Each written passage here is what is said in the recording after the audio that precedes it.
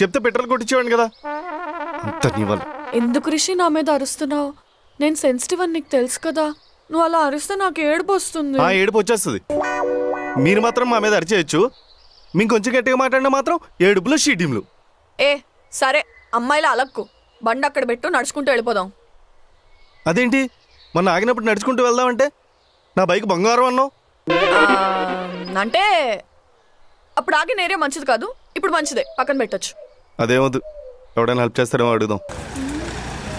Bro bro bro bro కొంచెం ఆఫీస్కి వెళ్ళాలి, బండి అయిపోయింది, కొంచెం ఆఫీస్ వరకు డ్రాప్ చేస్తారా ప్లీజ్ బ్రో. ఎందుకు ఆగాడు, ఎందుకు వెళ్ళిపోయాడు? పెంట్లేదా?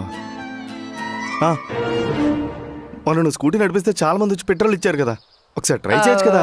అది ఆ ఏరియాలోనే అవుతుంది, ఈ ఏరియాలో అవ్వదు. అదేంటి? అంటే నీలా అమ్మాయిని చూసి సొలికాచుకునే వాళ్ళు ఆ ఏరియాలోనే ఉంటారు, ఈ ఏరియాలో ఉండరు. నడవడం ఎందుకు, క్యాబ్ బుక్ చేస్తాను. ఎందుకు క్యాబ్ కి డబ్బులు వేస్ట్? నీకు అర్థం కాదో? 2 లెఫ్ట్లు 2 రైట్లు తీసుకుంటే వచ్చేస్తుంది. కాదు చౌరాస్తా, అక్కడ నుంచి ఇంకో 2 రైట్లు 2 లెఫ్ట్లు తీసుకుంటే ఆఫీస్ వచ్చేస్తుంది, అంతే. నీతో వేగడం నా వల్ల కాదే బాబు. వేగకు, నాతో వేగకు. అంత ఇబ్బంది ఉన్నప్పుడు నాతో ఎందుకు ఉండడం? మీ షీలా పిలిచింది కదా, దాని ఫ్లాట్ చుట్టూ తిప్పి ఆ టాపిక్ ఎందుకు తీసుకొస్తావు? వస్తాను, అక్కడికే వస్తాను. ఎందుకు రాకూడదు? వేగలేకపోతున్నాడు. అంత ఇబ్బందిగా ఉంటే లైఫ్ అంతా ఎలా భరిస్తావు? ఏంటి? ఏం లేదు. నువ్వేమని అనుకో, నేను క్యాబ్ బుక్ చేస్తా. అసలు నువ్వు అబ్బాయివేనా? అమ్మాయిని అడుగుదాం అంటుంటే క్యాబ్ అంటావేంటి? రా, క్యాబ్ లోనే రా. దీన్ని భరించడం కన్నా 4 గేదెలు కొనుక్కొని మేపుకోవడం బెస్ట్. నేను నడుచుకుంటూ వెళ్తాను. అండలమ్మా వస్తున్నా ఉండు.